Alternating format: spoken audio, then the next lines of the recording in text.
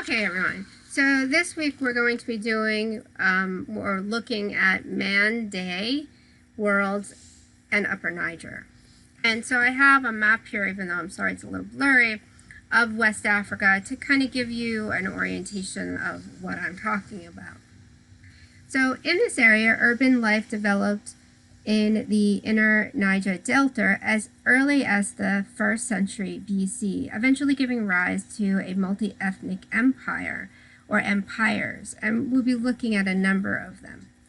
Between the 9th and the 16th century AD, the people who lived in this region today stress the historical relationship to these empires. So they want to claim as descendants of them because they're so proud of these original people.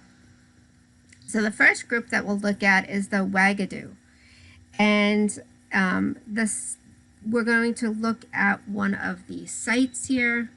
And the site has been identified as Kunibi, the capital of the early state known as Ghana to Arab historians, and called Wagadu by the Saniki, who were a Mande-speaking people who are descendants of the inhabitants. And we have Wagadu flourishing from the 9th through the 11th century AD.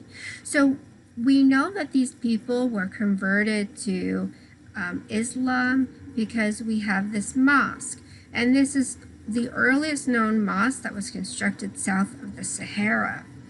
And what we're looking at here is the Kabbal.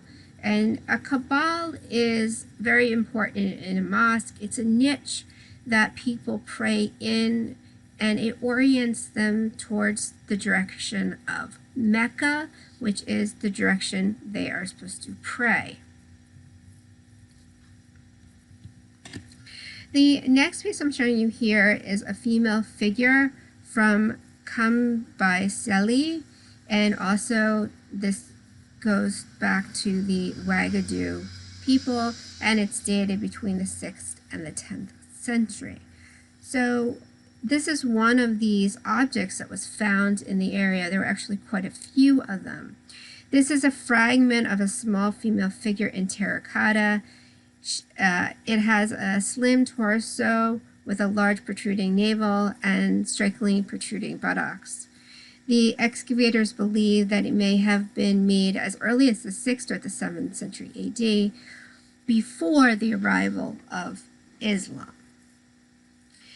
And we have dwellings then also in the same area, dwellings of Muslim merchants dating from the 11th to the 15th century. So that would have been after their religion has come to this area.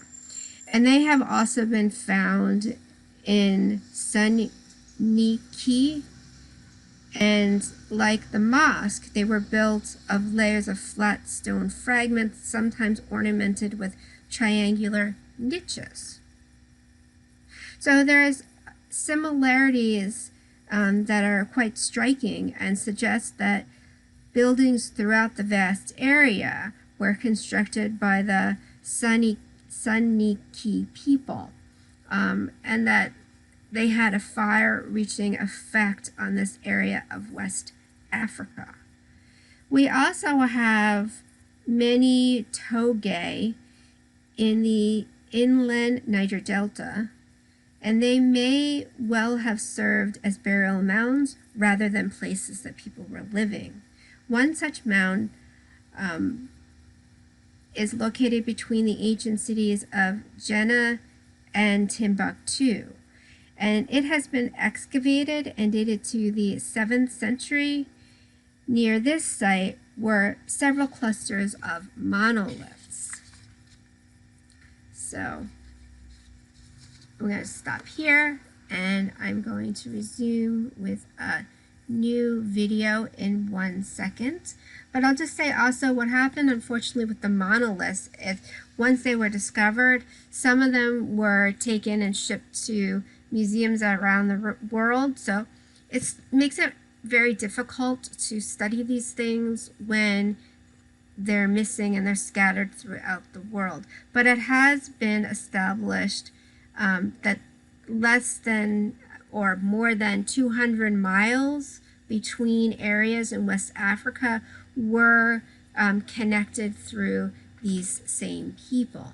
So these people were traveling around and trading and intermingling with each other. And this is why in West Africa, sometimes it's very hard to categorize things because there is so many layers of different cultures and mixing within these different cultures.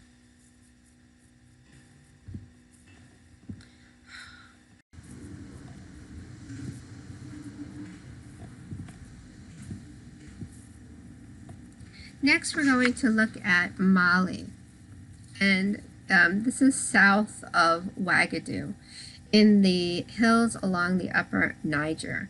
This is where the kingdom of Mali arose during the 12th century, and it becomes a very important location for the study of the Muslim religion. So excavations in this area in Mali have thus far yielded few objects of any aesthetic interest. The most fascinating archaeological finds have come from other sites connected to this wealthy kingdom. One of the most important is nearby present-day city of Jena. Jena was inhabited by the height of the Mali Empire, so during the same time period. During the excavations at Jena, archaeologists unearthed a terracotta figure placed next to the foundation of a home or a shrine. Test results are able to show that the ceramics as a group were probably produced from the 13th to the 16th century. I'll show you one of these figures. So we have the equestrian figure here, and this is from the inland Niger Delta style, and this is accredited to ancient Mali from the 13th or the 15th century. And we can say that the hundreds of terracotta objects have been illegally unearthed in Mali and sold to foreign art dealers. This has made it really difficult to understand the history of this area and really write a history of this area. So much of it unfortunately has been lost, because even when you have an object like this, you can do different kinds of testing on it to kind of give an accurate date, but without the actual data that we can find from the location around where the object was found, there's not so much we can figure out. We need to know what other things were around it to figure out maybe what it was used for, to give a better date to it as to when it was constructed, all of these things. But we do think we can approximate this piece dating somewhere between the 13th and the 16th century. The equestrian figure illustrated here amply demonstrates the ability and the style of the Jena style.